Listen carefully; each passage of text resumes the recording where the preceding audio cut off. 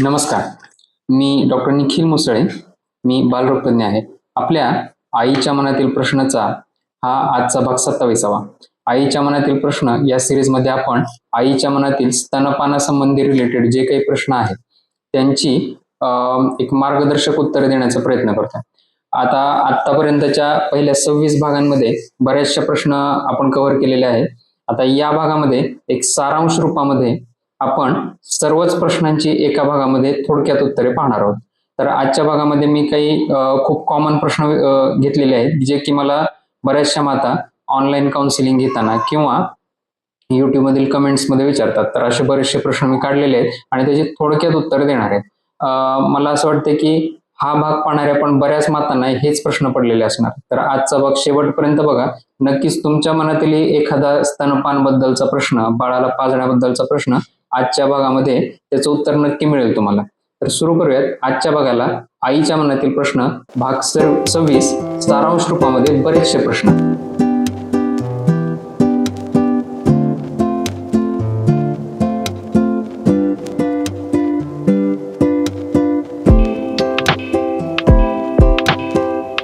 तर पहिला प्रश्न आहे की आईला दूध येतं कधी?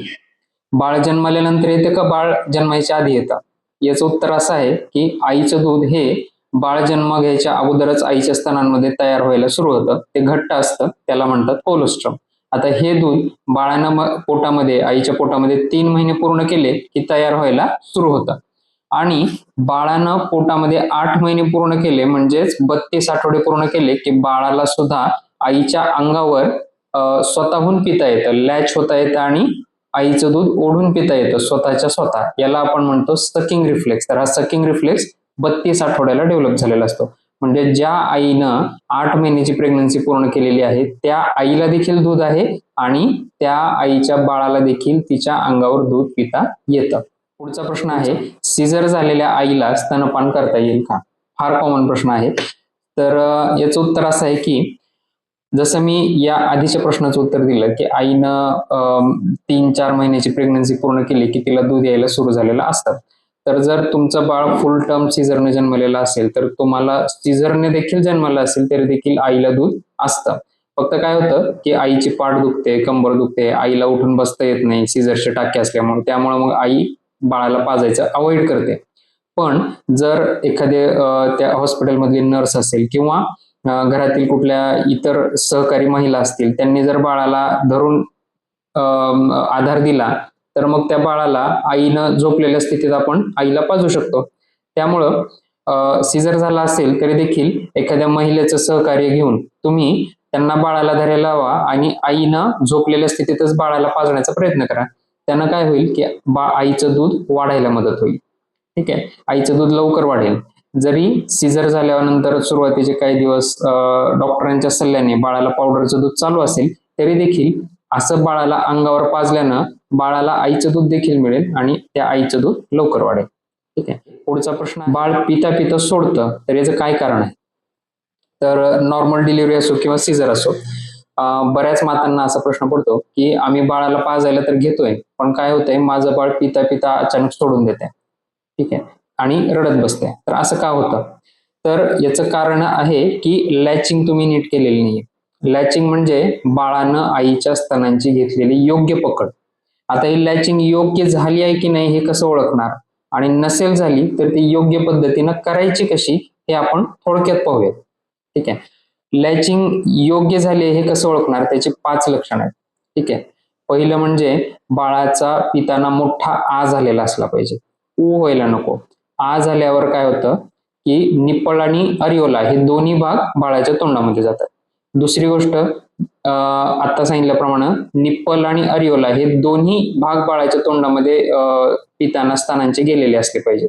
त्यामुळे काय होतं की दूध व्यवस्थित सक करता येतं बाळाला.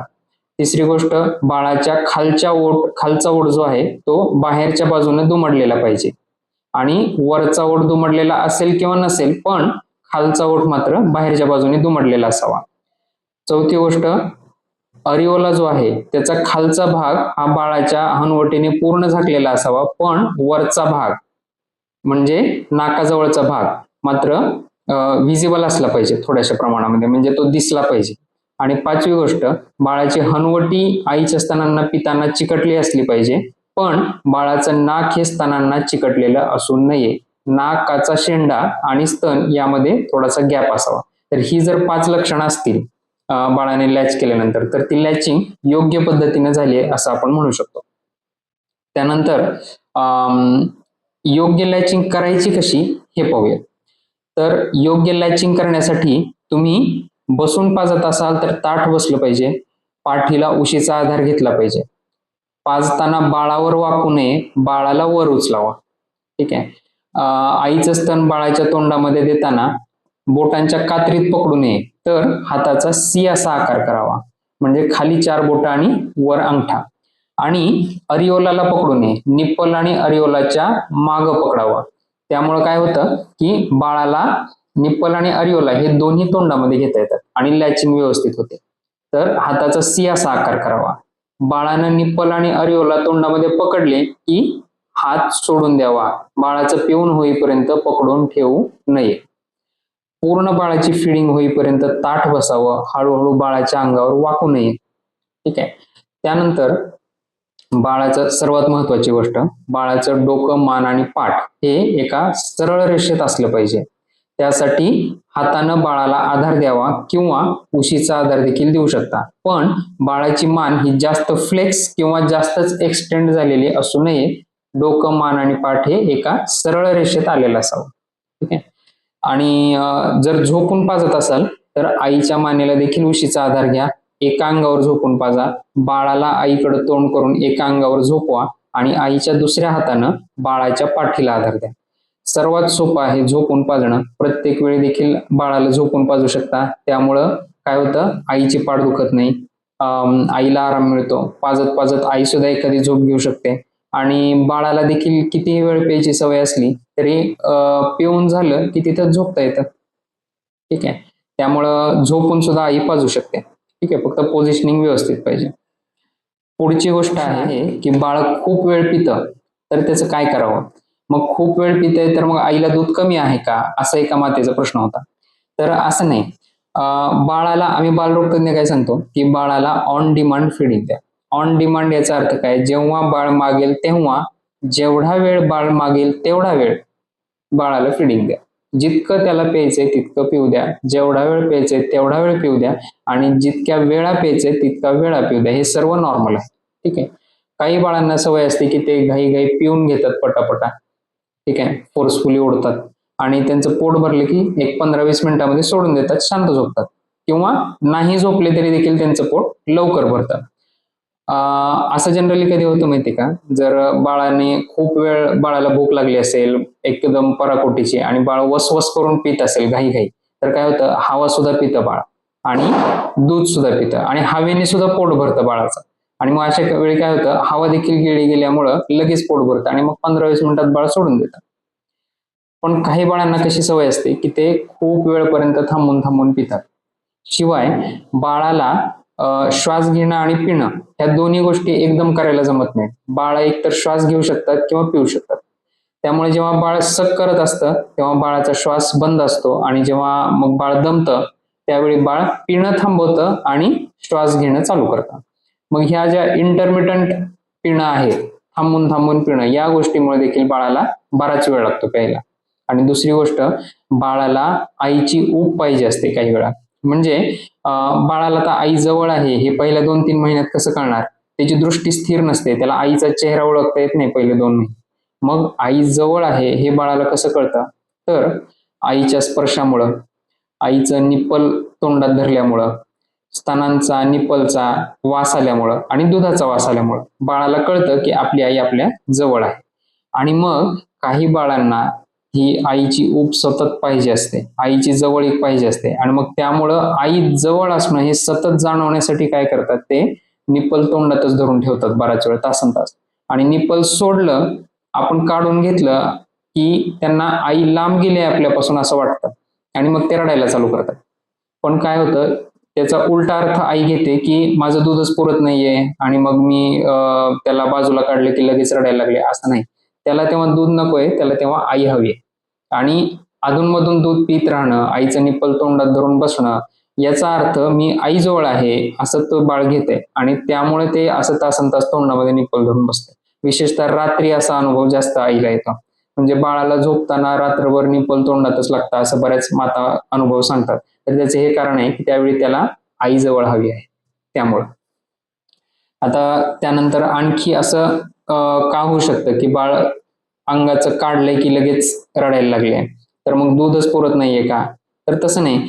जर बाळाला दूध पुरत नसतं तर ते तासनतास अंगावर धरून बसलं नसतं, बरोबर आहे. बाळ इतका वेळ धरून ओढतंय ह्याचा अर्थ दूध येते. ज्यावेळी बाळ अंगावर ओढताना त्याला दूध येत नाही त्यावेळी ते धरून ओढत बसत नाही, बाळ सोडून देतात. आणि मग जर एखाद्या आईला बाळ एक एक तास दीड दीड तास लॅच होऊन राहत असेल याचा अर्थ तेवढा वेळ त्या आईला दूध येतंय. आणि जर एखाद्या आईला एक एक दीड दीड तास सलग दूध येत असेल तर त्या आईला दूध कमी कसं असेल, त्या आईला दूध जास्तच असणार. त्यामुळे तर इतका वेळ बाळ धरून लॅच राहते. ठीक आहे. त्यामुळं कुठल्याही मातेनं इथून पुढे असा अर्थ घेऊ नका की बाळ एक तास लॅच होऊन राहते म्हणजे मला दूध कमी पडतंय म्हणूनच ते एवढा वेळ पित राहते, असं नाही. एवढा वेळ पित राहते म्हणजे एवढा वेळ दूध येतंय म्हणजे आईला दूध जास्त आहे असा सकारात्मक अर्थ घ्या. ठीक आहे. पुढचा प्रश्न आहे, बाळाला दूध पुरतं की नाही हे कसं ओळखणार? फार चांगला प्रश्न आहे. कारण कसं होतंय की पावडर फिडिंगची सुरुवात किंवा वरचं दूध पाजण्याची सुरुवात ही मुळातच इथून होते की तुला दूध नाहीये, बाळाला दूध पुरतच नाहीये तुझं, असं कोणीतरी आईला सांगतं. ठीक आहे. आणि आईचा स्वतःवरचा आत्मविश्वास कमी व्हायला लागतो. त्यामुळं इथूनच सुरुवात होते वरचं दूध पाजण्याची आणि आईचं दूध कमी करण्याची किंवा पाजणं बंद करण्याची. ठीक आहे. तर मग हा जो याला कारणीभूत प्रश्न आहे की आईचं दूध पुरतंय की नाही बाळाला हे कसं ओळखायचं ते बघूयात आपण. तर बाळाला दूध पुरतंय की नाही याचे सरळ सरळ दोन गोष्टी चेक करायच्या. एक तर बाळाचं वजन वाढतंय का, आणि दुसरी गोष्ट बाळाला 24 तासामध्ये 8 ते 10 वेळा शू होते का, लघवी करते का बाळ. बाळ जर फ्रिक्वेंटली लघवी करत असेल म्हणजे 24 तासात 8-10 वेळा लघवी करत असेल खूप जास्त, आणि बाळाचं वजन हे कॉन्स्टंटली वाढत असेल तर याचा अर्थ बाळाला आईचं दूध पुरतंय. ठीक आहे.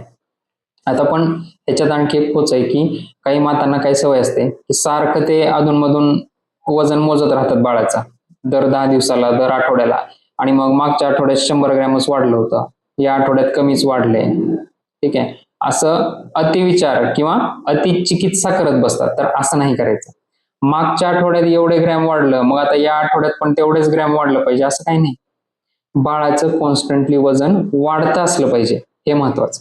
ठीक आहे. मग त्याला ग्रॅम मध्ये मोजत बसू नका. ठीक आहे. तर बाळाचं वजन वाढलं पाहिजे आणि बाळाला 24 तासामध्ये 8 ते 10 वेळा लघवी झाली पाहिजे. या जर दोन गोष्टी असतील तर तुम्ही असं म्हणू शकता की बाळाला आईचं दूध पुरतंय. ठीक आहे. आणि तरी देखील तुम्हाला खूपच शंका वाटत असेल पुरतंय की नाही, तर एकदा बाळाला जवळच्या बालरोग तज्ञांकडे पण चेक करून घ्या. ठीक आहे. पुढचा प्रश्न आहे, आईला पान्हा फुटलाय की नाही हे कसं ओळखणार? आता आईला पान्हा फुटणं ही इतकं मिसकन्सेप्शन झालेलं आहे लोकांचं, आणि याला कारणीभूत आहेत की जाणत्या महिला. ठीक आहे. त्यांनी वाईट वाटून घेऊ नका. कोणी जर जाणत्या महिला म्हणजे बाळाच्या आईची आई, बाळाच्या आईची सासू किंवा बाळाच्या आईची बहीण किंवा घरातल्या इतर मुलं बाळ असणाऱ्या महिला ज्या की बाळाच्या आईला मार्गदर्शन करणार आहेत, तर त्यांच्याच कन्सेप्ट क्लिअर नाहीये आणि त्यामुळं आईच्या कन्सेप्ट बिघडवून ठेवतायत आणि त्याचा त्रास बाळाला होतोय की त्याला त्याच्या आईचं दूध मिळत नाहीये. ठीक आहे. आता हे पान्हा फुटणं म्हणजे काय ते बघूयात. आता ऍक्च्युअली जर पाहायला गेलं तर पान्हा फुटणं याला इंग्लिशमध्ये किंवा वैद्यकीय भाषेमध्ये लेट डाऊन रिफ्लेक्स असं म्हणतात. ठीक आहे. आता हा लेट डाऊन रिफ्लेक्स काय आहे, तर ऑक्सिटोसिन रिफ्लेक्स म्हणजे बाळ जेव्हा अंगावर आईच्या ओढत असतं त्यावेळी काय होतं, न्यूरॉनल सिग्नल्स किंवा नसांमधून आईच्या ब्रेनला कळतं की बाळ पितंय आणि आता तयार झालेलं दूध, प्रोलॅक्टिन रिफ्लेक्सद्वारे तयार झालेलं दूध हे बाहेर पडलं पाहिजे बाळाच्या तोंडामध्ये. मग आईच्या मेंदूतील पोस्टेरियर पिट्युटरी या ग्रंथीमधून ऑक्सिटोसिन नावाचा हॉर्मोन संप्रेरक हे आईच्या रक्तामध्ये सोडलं जातं आणि आईच्या रक्ताद्वारे ते दोन्ही स्तनांपर्यंत पोहोचतं आणि स्तनांमधील लोब्युल्स नावाच्या ज्या ग्रंथी आहेत दूध तयार करणाऱ्या, त्यांच्या भोवती एक स्मूथ मसल्स आहेत, म्हणजे थोडक्यात स्नायू आहेत. तर त्या स्नायूंचं आकुंचन घडवून आणण्याचं काम हा ऑक्सिटोसिन हॉर्मोन करतो. आणि या स्नायूंचं आकुंचन झाल्यानंतर त्यातून ऑलरेडी तयार असलेलं दूध हे बाहेर पडतं. याला म्हणतात लेट डाऊन रिफ्लेक्स किंवा ऑक्सिटोसिन रिफ्लेक्स किंवा मिल्क इजेक्शन रिफ्लेक्स. ठीक आहे. पण आपल्याकडं ठीक आहे, दूध बाहेर पडणं म्हणजे पाना फुटलाय असं आपण म्हणूयात. पण मला एक सांगा, एक उदाहरण देतो. एखादा पर्वत असतो, त्या पर्वतावर एखादा नवीन पाण्याचा ओहळ सुरू होतो. ठीक आहे, आपण म्हणतो झरा फुटला. तर झरा फुटला म्हणजे तिथं पाणी यायला सुरू झाले. याचा अर्थ काय? एकदा तो झरा फुटला म्हणजे तिथं कॉन्स्टंटली पाणी राहणार आहे. मग त्या ओढ्याचं पुढं काय होतं? नदीमध्ये रूपांतर होतं. म्हणजे कॉन्स्टंटली तिथं पाणी यायला सुरू झाले आणि आता ते वाहत राहणार आहे, असा त्याचा अर्थ झाला. ठीक आहे. मग आईचा पाना फुटण्यासाठी सतत बाळानं एका अंगावर पिले की दुसऱ्या अंगावर दूध आलंच पाहिजे, किंवा आईनं बाळाचा विचार केला की तिचं स्तनांमधून आपोआप दूध गळलंच पाहिजे, तिचे कपडे भिजलेच पाहिजेत, अशा व्हिजिबल पुराव्यांची काय गरज आहे तुम्हाला? एकदा आईला सुरुवातीला बाळ आल्यानंतर तिनं पाजायला सुरू केलं की नाही, की मग प्रत्येक वेळी या गोष्टी घडतीलच असं नाही. ठीक आहे. त्यामुळं बाळ अंगाला लॅच होऊन सक करते की नाही, सक करतंय बाळ, ह्याचा अर्थ बाळाला आईच्या स्तनांमधून दूध मिळते आणि म्हणूनच ते लॅच होऊन राहते. मग प्रत्येक वेळी एका अंगावर बाळ ओढताना दुसऱ्या अंगातून दूध यायलाच पाहिजे असं काही नाही. हे जो ऑक्सिटोसिन रिफ्लेक्स आहे तो बऱ्याच अंशी आईच्या मनस्थितीवर पण डिपेंड आहे. तुम्ही जर घरातले लोक किंवा आई स्वतः निगेटिव्ह विचार करून नकारात्मकता वाढवत असेल, आत्मविश्वास स्वतःचा कमी करून घेत असेल, तर हा ऑक्सिटोसिन रिफ्लेक्स देखील कमी होतो. याचा अर्थ दूध येतेच असं नाही, पण नवीन नवीन आई झाल्यानंतर जे काही आईला वाटतं की आता दूध गळायला लागले किंवा कपडेच भिजायला लागले, तर तसं प्रत्येक पूर्ण थ्रूआउट पहिले 2 वर्ष झालंच पाहिजे असं काही नाही. बाळ अंगावर पितंय, बाळाचं वजन वाढतंय, बाळ चांगली लघवी करतंय दिवसातून 8, 10, 12 वेळा. ठीक आहे. हेच पुरावे आहेत की बाळाला आईचं दूध पुरतंय. ठीक आहे. त्यासाठी तुम्ही जाणत्या महिला आईच्या मनामध्ये असं भरू नका की दूध गळालंच पाहिजे, दुधाच्या धाराच निघाल्या पाहिजेत, पिळून काढलं की दूध बाहेरच पडलं पाहिजे, असं काही नाही. आईचं दूध काढण्याचे सुद्धा एक टेक्निक आहे. आधी ब्रेस्ट मसाज करावा लागतो आणि त्यानंतरच व्यवस्थित दूध बाहेर येतं, जर योग्य रीतीने काढलं तर. त्यामुळं काढून बघून चेक करू नका की पाहणच नाही म्हणतायत, मग काढून बघते आणि मग येते की नाही दूध, असं नाही. त्यांनी काय होणार आहे, फक्त तुमचा आत्मविश्वास कमी होणार आहे मातांनो. ठीक आहे. स्वतःचा आत्मविश्वास घालू नका, कारण आईचं दूध येणं आणि ते टिकून राहणं हे बऱ्याच अंशी 2च गोष्टींवर डिपेंड आहे. एक म्हणजे आईचा आत्मविश्वास, घरातलं सकारात्मक वातावरण, आणि दुसरं आईनं बाळाला अंगावर फ्रिक्वेंटली पाजणं. त्यामुळं तुमच्या बाळाला कॉन्फिडेंटली अंगावर पाजा. पाना फुटणं याचा ऍक्च्युअली अर्थ काय असायला पाहिजे की आईला दूध येणं. ठीक आहे. एकदा त्या आईला दूध येत आहे म्हणजे पाना फुटलाय तर मग त्या आईचं दूध चालू राहणार आहे. त्याला ते बाहेर दिसायला पाहिजे किंवा काढल्यावर आलंच पाहिजे असं काही नाही. एखाद्या वेळी एका बाळाने एका अंगावर पिलं असेल आणि नेमकं तुम्ही त्याच अंगावरच काढून बघताय, तर ते बाळाने ते पिऊन घेतले दूध, तर तिथं कुठून येणार दूध त्या साईडला, असंही होऊ शकतं. ठीक आहे. तुम्ही व्यवस्थित टेक्निक वापरली नसेल manual expression of breast milk साठी, त्यामुळे दूध येत नसेल, किंवा मुळातच तुमच्या मनामध्ये निगेटिव्ह विचारांचं वादळ असेल, खूप निगेटिव्ह विचार करत असाल, त्यामुळे देखील हा ऑक्सिटोसिन रिफ्लेक्स ब्लंट झाला असेल आणि त्यामुळेही तुम्ही जेव्हा एक्सप्रेस करताय तेव्हा दूध येत नाहीये. आणखी एक गोष्ट की हा ऑक्सिटोसिन रिफ्लेक्स जो आहे तो बाळ जेव्हा अंगावर ओढत असतं तेव्हा खूप चांगल्या रीतीने काम करतो. पण आपण ब्रेस्ट पंपने किंवा हाताने जर एक्सप्रेस करायला गेलो तर हा तेवढा इफेक्टिव्हली काम करेल असं आपण सांगू शकत नाही. त्यामुळे देखील कमी दूध येऊ शकतं. काही मातांना सवय असते, ते दूध काढून मोजून बघतात की किती ml आले, काल इतके ml आलं होतं, किंवा मागच्या वेळी काढलं तेव्हा 30 ml आलं होतं, 40 ml आलं होतं, यावेळी 10 ml आले आणि लगेच घाबरून जातात आणि म्हणतात नाही माझं दूध गेलं वाटतं बहुतेक, मग आणि मग पाजायचं कमी करतात. तर आईचं दूध काढून मोजून पाहणं ना, ही सगळ्यात मोठी चूक आहे आईने केलेली. आईचं दूध काढून मोजून कधी पाहायचं नाही, त्याने आईचा आत्मविश्वास कमी होतो. जर तुम्ही व्यवस्थित एक्सप्रेस केलं नसेल तर ते कमीच येणार. ऑलरेडी बाळानं अंगावर जर पिऊन घेतलं असेल तर कमीच येणार. मग त्यात तुम्ही असा गैरसमज करून घेताय की दूध कमी झाले. त्यामुळं कधीच स्वतःला पुरावे देत बसू नका की काढून बघते, मोजून बघते. नको. आईनं स्वतःला पुरावे द्यायची गरज नाहीये. बाळ तुम्हाला पितंय हाच सगळ्यात मोठा पुरावा आहे. बाळ अंगावर चांगलं ओढतंय. त्यामुळं 2 गोष्टी लक्षात ठेवायच्या की तुला पाना फुटलेला नाहीये, तुझ्या धारा येत नाहीये, काढून पाहिलं तर कमी येतंय, बाळ एका अंगावर पिताना दुसऱ्या अंगामधून दूध गळत नाहीये आपोआप, म्हणजे तुला पाना फुटलेला नाहीये, असं कुणीही घरातल्या व्यक्तींनी त्या आईला सांगू नका. आईनं देखील असे गैरसमज करून घेऊ नका. आणि दुसरी गोष्ट, स्वतःचं दूध काढून मोजत बसू नका. ठीक आहे. आईचं दूध काढून मोजत बसल्यानं काय होणार आहे? ते बाळ विचारते का की आईला की किती ml दूध आहे तुझ्याकडे? नाही.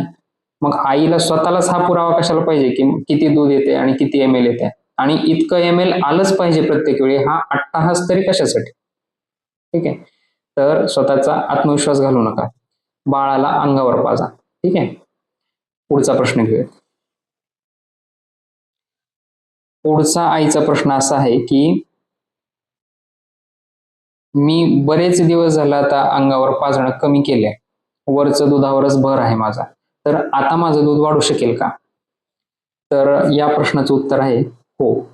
तुमचं दूध आता देखील वाढू शकतं. पण 6 महिन्याच्या आत जर तुमचं बाळ असेल तर तुम्ही नक्की दूध वाढवण्यासाठी प्रयत्न करा. 6 महिन्याच्या वर जर तुमच्या बाळाचं वय झाले असेल तरी देखील तुम्ही दूध वाढवण्यासाठी प्रयत्न करा. बाळाला अंगावर पाजा, पण त्याला वरच्या जेवणावर जास्त भर द्या. कारण 6 महिन्यानंतर बाळाला आईच्या दुधाची गरज आहेच, पण वरच्या जेवणाची आणखी जास्त गरज आहे. त्यामुळं वरच्या जेवणावर देखील भर द्या. त्यासाठी बालरोग तज्ञ डॉक्टरांचा सल्ला घ्या. ठीक आहे. वरच्या जेवणाबद्दल काही मार्गदर्शक गोष्टी आईच्या मनातील प्रश्न भाग 2 या व्हिडिओमध्ये मी डिस्कस केलेले आहेत. तो व्हिडिओ नक्की पहा. माझ्या चॅनलवर तो व्हिडिओ अवेलेबल आहे. बाळाला वरचं जेवण काय द्यावं याबद्दल त्यात माहिती दिलेली आहे. तर आता वळूयात आपल्या मूळ प्रश्नाकडे. मूळ प्रश्न हा आहे की बरेच दिवसापासून बाळाला पाजणं कमी केलंय, तर मग आता मला माझं दूध वाढवता येईल का? हो, वाढवता येईल. त्यासाठी काय केलं पाहिजे? मुळात दूध कमी का झालंय याचं कारण शोधलं पाहिजे. त्यासाठी तुम्ही माझा देखील ऑनलाईन सल्ला घेऊ शकता. इथे दिलेल्या मोरया बालरुग्णालयाच्या नंबरवर तुम्ही माझी अपॉइंटमेंट घेऊन माझ्याशी बोलू शकता, किंवा तुमच्या जवळच्या बालरोग तज्ञांकडे जाऊन देखील त्यांचा सल्ला घेऊ शकता की दूध नेमकं कमी होण्याचं कारण काय असू शकेल हे त्यांच्याशी देखील चर्चा करू शकता. आणि दुसरी गोष्ट, दूध वाढण्यासाठी काय केलं पाहिजे? तर 2 गोष्टी केल्या पाहिजे. एक तर प्रोलॅक्टिन रिफ्लेक्स आपल्याला पुन्हा वाढवायचा आहे. प्रोलॅक्टिन रिफ्लेक्स काय आहे हे आईच्या मनातील प्रश्नाच्या जवळपास लॅक्टेशन संबंधीच्या सर्वच एपिसोडमध्ये मी डिस्कस करतो. तर बाळ जेव्हा अंगावर पितं तेव्हा आईच्या ब्रेनला सिग्नल मिळतात की बाळ अंगावर पितंय, आता दूध बनवलं पाहिजे. त्यानंतर प्रोलॅक्टिन हॉर्मोन आईच्या ब्रेनमधून रक्तात सोडला जातो. तो आईच्या स्तनांपर्यंत पोहोचतो आणि तिथं दुधाची निर्मिती होते. ठीक आहे. तर हा झाला प्रोलॅक्टिन रिफ्लेक्स. तर हेच आपल्याला करायचंय. हा रिफ्लेक्स सुरू का झालाय? कारण बाळ अंगावर पितंय म्हणून. मग पुन्हा तुमच्या बाळाला अंगाला लावण्यास सुरुवात करा. ठीक आहे. बाळाला फ्रिक्वेंटली अंगावर लावा. तुम्हाला असं मनातच येऊ देऊ नका की दूध येणार नाही. ठीक आहे.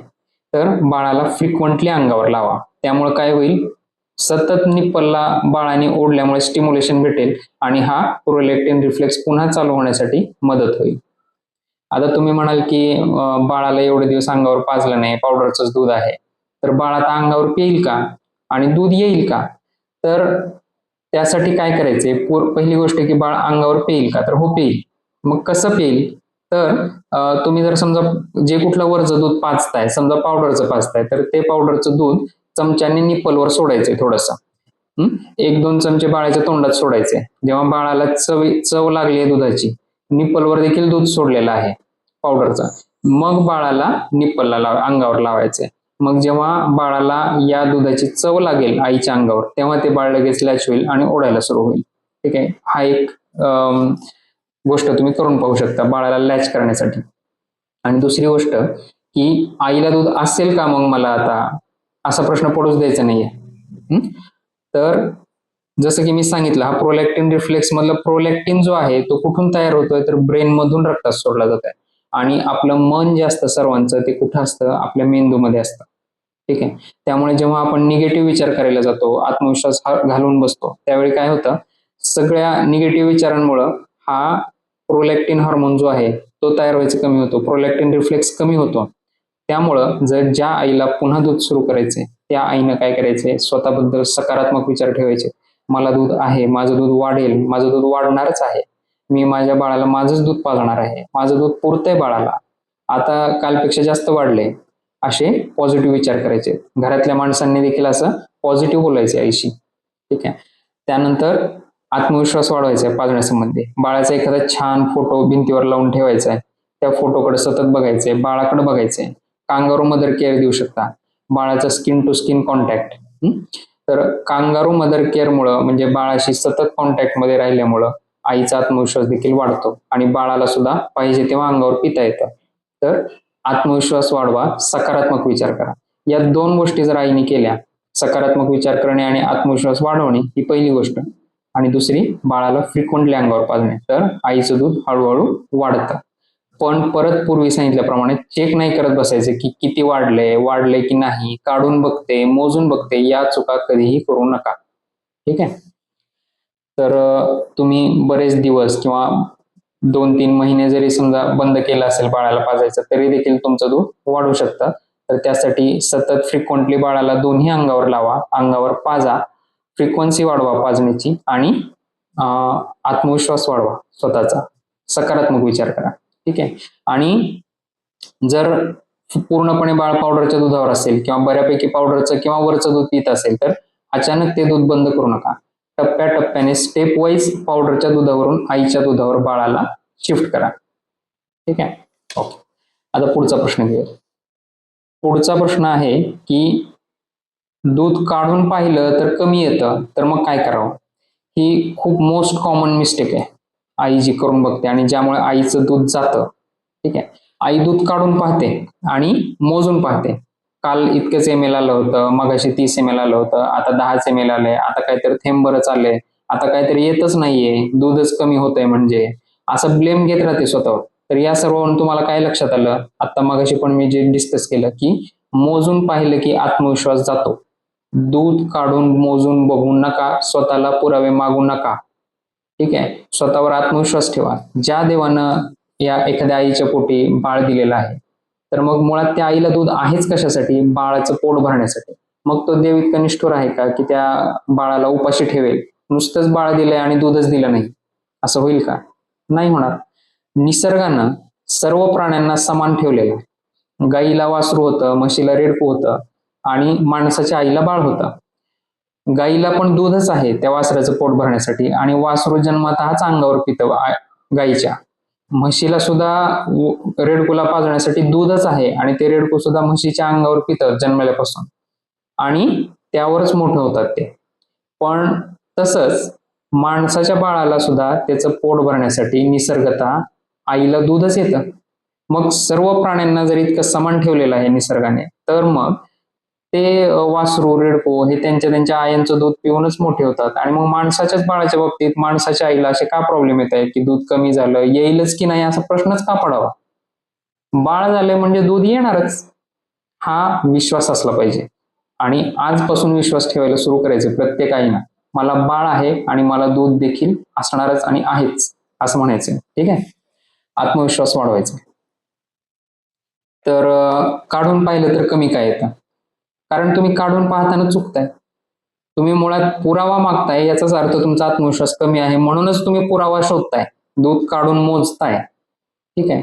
तर आत्मविश्वास कमी झाला की ऑक्सिटोसिन, प्रोलॅक्टिन हे रिफ्लेक्स कमी होणार आणि त्यामुळे दूध देखील कमी येणार, बाहेर असलं तरी येणार नाही.